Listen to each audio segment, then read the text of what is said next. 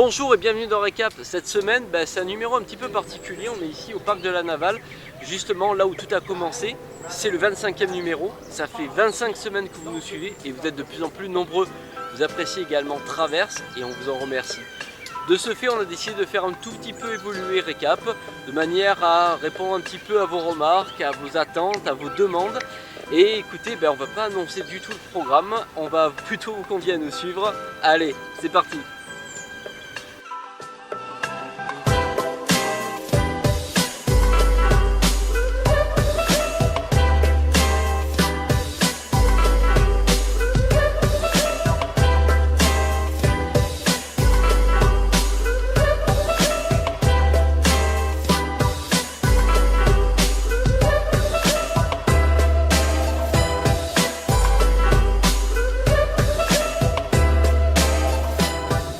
Nous allons à la rencontre de Romain, un jeune entrepreneur sénois d'une trentaine d'années qui a bien voulu nous recevoir, qui est en fait un thanatopracteur.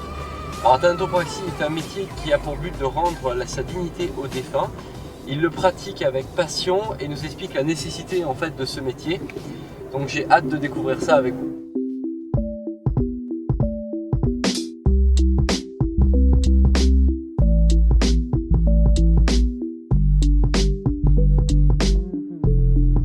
Alors, le métier de thanato, c'est rendre une dignité aux défunts.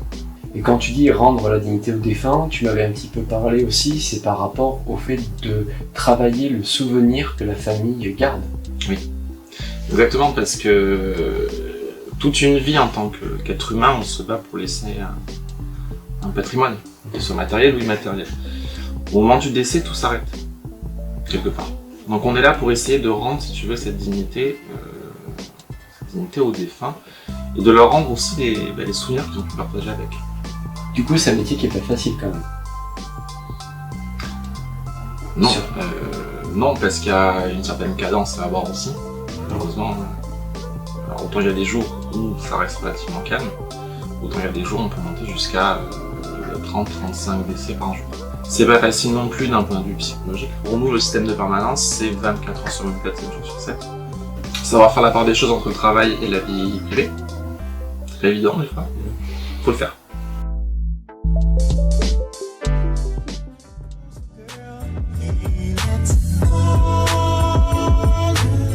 Bien belle rencontre que celle de Romain ce matin.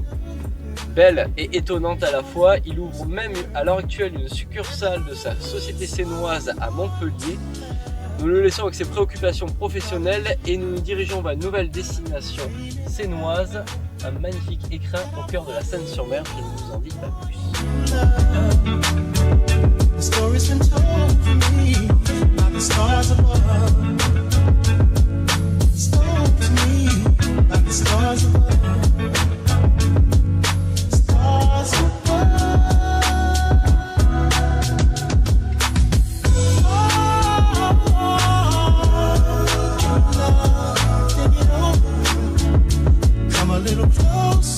Alors la dominante, c'est un lieu dit.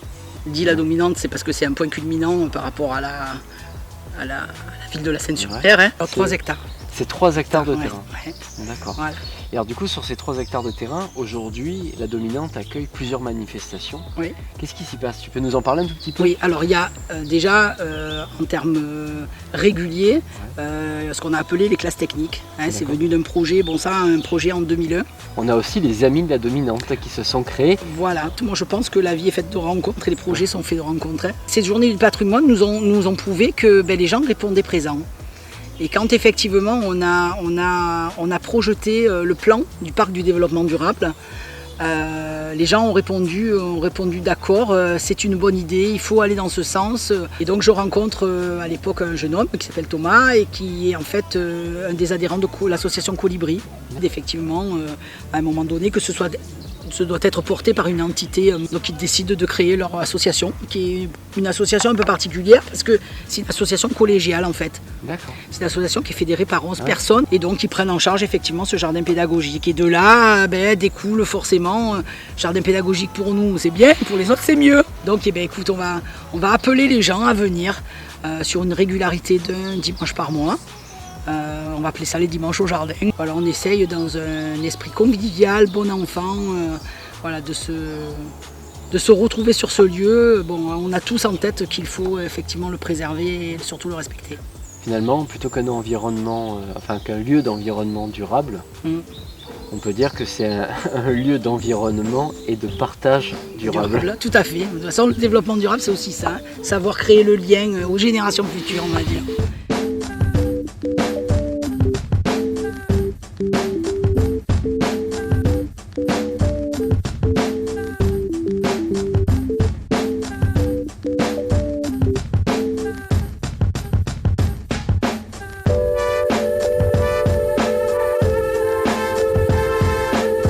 Après le calme de la dominante, je vous amène en plein centre-ville pour cette journée d'Halloween où toutes les rues sont remplies de monstres, démons et autres créatures. On va voir ça ensemble.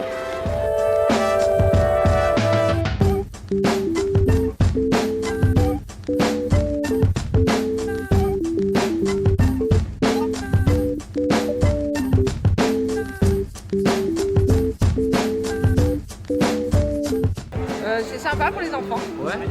Et les enfants, ils en pensent quoi? C'est bien? Oui, c'est bien.